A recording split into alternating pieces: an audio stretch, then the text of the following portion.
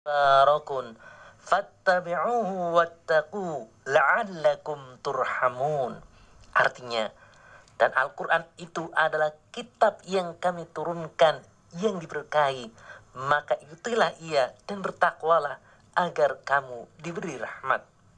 Pendengar, Allah Azza wa Jalla telah menjanjikan kebaikan yang besar bagi orang-orang yang mengikuti kitabnya.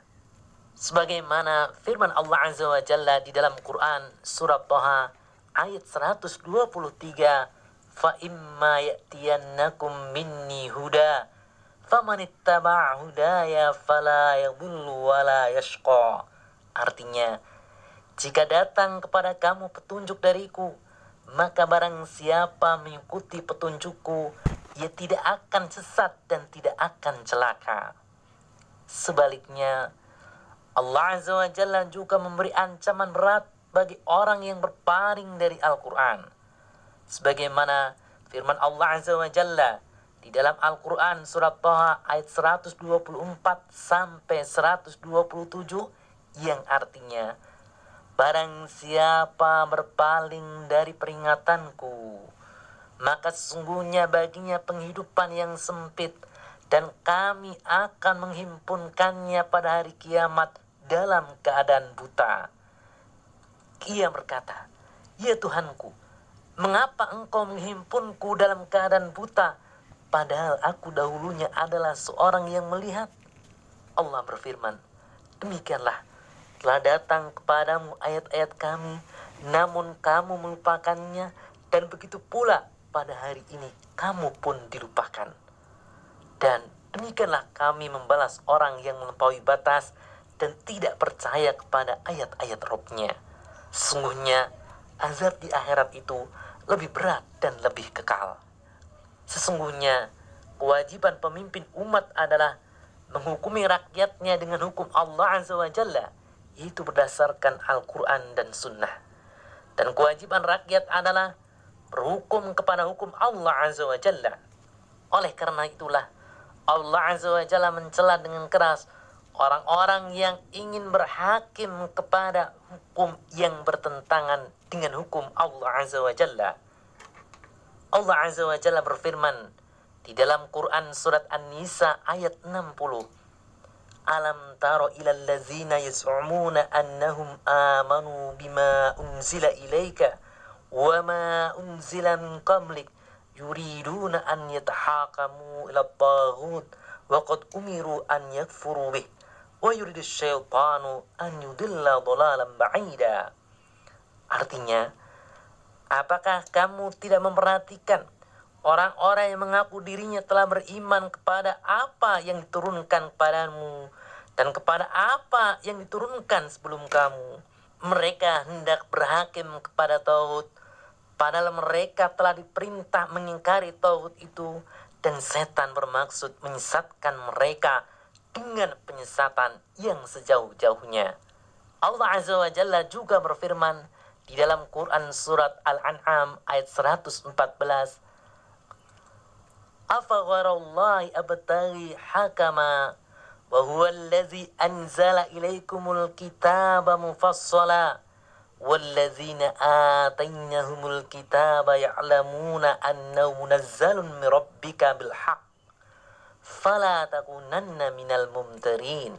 Artinya, maka patutkah aku mencari hakim selain daripada Allah, padahal dialah yang telah menurunkan kitab Al-Quran kepada kamu dengan terperinci. Orang-orang yang telah kami datangkan kitab kepada mereka, mereka mengetahui bahwa Al-Quran itu diturunkan dari Rabb-mu dengan sebenarnya. Maka janganlah kamu sekali-kali termasuk orang yang ragu-ragu. Di dalam firman Allah lainnya, Allah Azza wa Jalla berfirman di dalam Quran surat Al-An'am ayat 115, wa tammat kalimatu rabbika sidqan wa adla la mubaddila li kalimatih wa huwas sami'ul alim. Artinya, telah sempurnalah kalimat Rabb-mu Al-Quran sebagai kalimat yang benar dan adil. Tidak ada yang dapat merubah kalimat-kalimatnya, dan dialah yang maha mendengar lagi mengetahui. Pendengar, firman Allah Azza wa Jalla dari potongan ayat sidqa, yaitu benar di dalam berita-beritanya, wa adla, yaitu adil di dalam hukum-hukumnya. Allah Azza wa Jalla berfirman di dalam Quran surat Al-Maidah ayat 50, afa hukmal jahiliyat yabghun wa man ahsanu minallahi hukman liqaumin yuqinun. Artinya, apakah hukum jahiliyah yang mereka kendaki dan hukum siapakah yang lebih baik daripada hukum Allah bagi orang-orang yang yakin? Selanjutnya, yang keenam, dari adab-adab terhadap Al-Quran adalah meyakini Al-Quran sebagai satu-satunya pedoman hidup. Pendengar, Allah Azza wa Jalla yang menurunkan kitab Al-Quran memiliki sifat-sifat sempurna.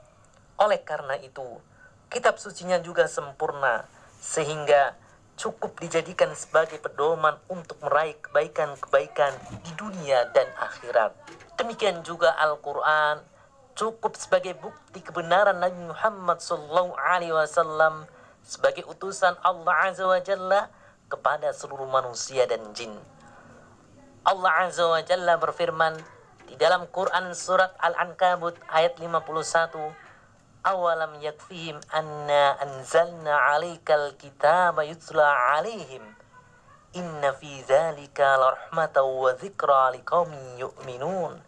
Artinya, dan apakah tidak cukup bagi mereka bahwasanya kami telah menurunkan kepadamu Al-Quran, sedang ia Al-Quran dibacakan kepada mereka? Sesungguhnya dalam Al-Quran itu terdapat rahmat yang besar dan pelajaran bagi orang-orang yang beriman. Imam Ibnu Katsir rahimahullah berkata, tidakkah mencukupi bagi mereka sebuah ayat tanda kebenaran bahwa kami telah menurunkan kepadamu Muhammad sebuah kitab yang agung, yang di dalamnya terdapat berita orang-orang sebelum mereka, berita orang-orang setelah mereka, dan hukum apa yang ada di antara mereka. Padahal engkau adalah seorang laki-laki yang buta huruf, tidak dapat membaca dan menulis, juga tidak pernah bergaul dengan seorang pun dari ahli kitab. Kemudian engkau datang kepada mereka dengan membawa berita-berita yang ada di dalam lembaran-lembaran suci zaman dahulu, dengan menjelaskan kebenaran dari apa yang mereka perselisihkan padanya, dan dengan membawa kebenaran yang nyata, jelas, dan terang. Oleh karena itu, karena wahyu Allah Azza wa Jalla sudah mencukupi sebagai pedoman, maka Allah Azza wa Jalla melarang manusia mengikuti pemimpin-pemimpin yang bertentangan dengan wahyunya. Allah Azza wa Jalla berfirman di dalam Quran surat Al-A'raf ayat 3, ittabi'u ma unzila ilaikum min rabbikum wa la tattabi'u min dunihi awliya qalilan ma tadhakkarun. Artinya, ikutilah apa yang diturunkan kepadamu dari Rabbmu, dan janganlah kamu mengikuti pemimpin-pemimpin selainnya. Amat sedikitlah kamu mengambil pelajaran daripadanya. Oleh karena itulah Nabi SAW menegur dengan keras pada Umar bin Khattab radhiyallahu anhu ketika ia datang membawa naskah kitab Taurat dan membacanya di hadapan beliau SAW. Beliau SAW bersabda, demi Allah yang jiwaku di tangannya, seandainya Musa muncul kepada kamu, lalu kamu mengikutinya, dan kamu meninggalkan aku, sungguh kamu tersesat dari jalan yang lurus. Seandainya Musa hidup dan mendapati kenabianku, dia pasti mengikuti aku. Hadis riwayat Ad-Darimi. Semakna dengan hadis ini juga diriwayatkan oleh Imam Ahmad.